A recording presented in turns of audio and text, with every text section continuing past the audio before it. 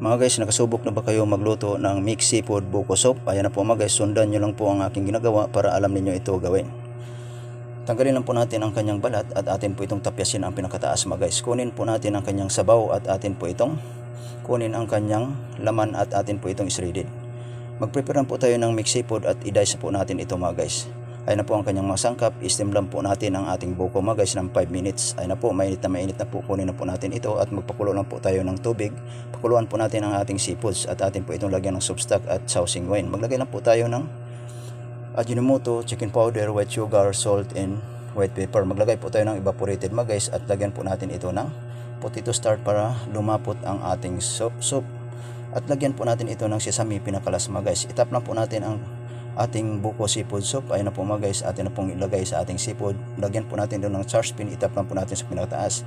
Itap lang po natin ang shredded natin na buko mga guys. Maraming salamat sa inyong lahat mga guys.